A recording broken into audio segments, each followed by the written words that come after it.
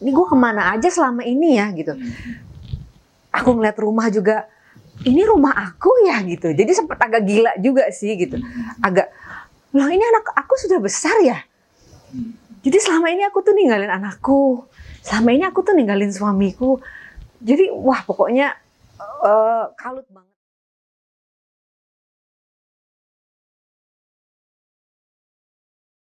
Ya, Sukabumi itu adalah peristiwa paling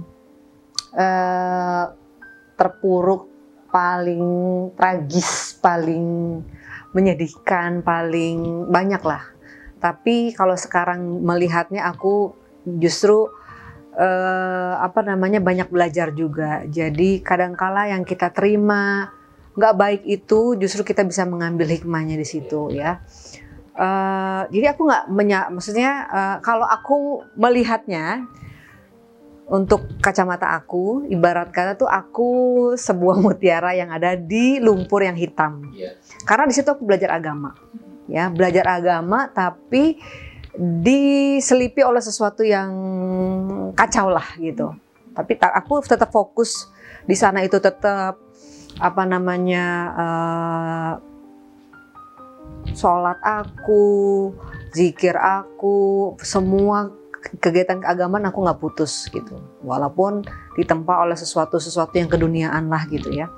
Makanya yang paling menyedihkan gitu di sana memang kondisinya tuh dibilang sadar enggak, dibilang enggak sadar. Jadi sempat setelah dari satu aku diruqyah, ya kan? Aku diruqyah selama 1 bulan. Itu memang kondisinya muntah, ya kan? Terus nangis gitu ya. Karena aku tuh kayak orang yang, ini gue kemana aja selama ini ya gitu. Aku ngeliat rumah juga, ini rumah aku ya gitu. Jadi sempat agak gila juga sih gitu. Agak, loh ini anak aku sudah besar ya. Jadi selama ini aku tuh ninggalin anakku. Selama ini aku tuh ninggalin suamiku. Jadi wah pokoknya kalut banget gitu. Yes, Nah dari situ kurang lebih 9 tahun ya. Jadi SD, SMP, SMA kayaknya di situ ya. Kalau diceritain mungkin nggak ada panjang banget lah episodenya gitu ya. Tapi aku bisa mengambil hikmah bahwa mengenal Allah itu sebenarnya nggak usah macam-macam. Mau mengenal Allah itu ya mengikuti Al-Quran dan Sunnah Rasul aja paling aman ya, gak usah yang gimana-gimana gitu. Tapi sempat aku bilang ini, aku pikir aku mengenal waktu itu aku bercerai menuju ke jalan Allah, masuk di tempat yang salah 9 tahun. Ini apa sih gitu kan? Sampai 9 tahun. 9 tahun gitu kan? 9 tahun. Ini apa sih maksudnya, ya Allah bener-bener deh gitu kan? Nggak ada saudara atau keluarga yang coba ngingetin? Udah banyak. Jadi setiap orang yang melarang aku ke sana tuh aku musuhin. Setiap orang yang nasihatin aku di sana nggak baik, itu aku marah, aku musuhin aja. Jadi musuh aja sama aku. Makanya aku tuh benar-benar nggak punya siapa-siapa gitu kan. Tuh 9 tahun bukan waktu yang sebentar, yang dimana aku menyadari wah ternyata aku meninggalkan anak, suami, pekerjaan. Jadi terlena aja di sana gitu. Nggak lama sampai terlena berarti kan nyaman. Dalam suasana itu berarti nyaman. Pada saat itu merasa nyaman kan? Ya nyaman karena merasa dekat sama Allah. Karena kan dekat sama Allahnya kan menggunakan sesuatu yang nggak benar gitu loh. Jadi aku diberikan sesuatu yang dia bilang katanya makanannya jin gitu kan. Memang sih pada saat aku diberikan itu ya, barang tersebut itu, aku tuh seolah-olah kayak perasaan aku ya, itu bawaannya maunya sholat, bawaannya maunya zikir, bawaannya mau ngaji, bawaannya tuh mau nulis gitu. Jadi aku terlena dengan gelombang ilahiyah lah istilahnya gitu. Dia menyebutnya gelombang ilahiyah. Ya, menyentuh gelombang ilahiyah di mana kita tuh merasa bukan siapa-siapa, merasa pokoknya tuh aku tuh bisa tuh menulis tuh sampai beli pulpen dari baru sampai habis menulis gitu. Itu muasabah diri gitu. Jadi aku tuh kalau gimana kita nggak nyaman gitu loh. Sesuatu yang belum pernah aku dapatkan di sebelumnya gitu kan. Merasa sholat itu bisa 1 jam lebih untuk sholat isya doang, sholat apapun. Jadi kalau takbir tuh Allahu Akbar, tuh udah nangis tuh. Ya kan? Tapi kalau nggak dipakein itu nggak bisa gitu kan. Iya, berarti harus ada doping ya? Iya, harus ada doping gitu kan. Terus aku tuh kerjaanku tuh nulis gitu. Jadi nggak mau ketemu orang, nggak mau ketemu anak, nggak mau ketemu suami, nggak mau cari uang. Udah begitu aja gitu. Buat aku udah dunia ini udah selesai. Waktu itu seperti itu. Udah cukup ini aja aku udah bahagia gitu loh. Jadi itu barang itu dihisap, dimakan, diminum atau dihisap. Dihisap ya? Dihisap. Jadi memang sih aku agak aneh ya, maksudnya dibaca-bacain juga gitu loh. Oh, ada dibaca-bacain. Dibaca-bacain juga. Jadi sebelumnya itu kita harus baca-baca dulu gitu kan. Harus ya biasalah baca bismillah, ya kan. Terus dibacain ada amalannya gitu yang aku harus tebus gitu loh. Jadi setelah baca itu dulu gitu kan, nebus 5.000 kali, baru sambil baca itu gitu loh. Jadi aku merasa memang kayak nggak ngerti ya. Melayang ya? Bukan melayang. Oh, nggak melayang? Enggak, sadar. Sadar. Kita dalam kondisi sadar, nggak mabuk, nggak apa. Cuma kayak ada yang terbuka di kepala kita tuh, sinus-sinus tuh kayak terbuka, terus kayak bright gitu. Terus kayak diem tiba-tiba mengerti gitu loh.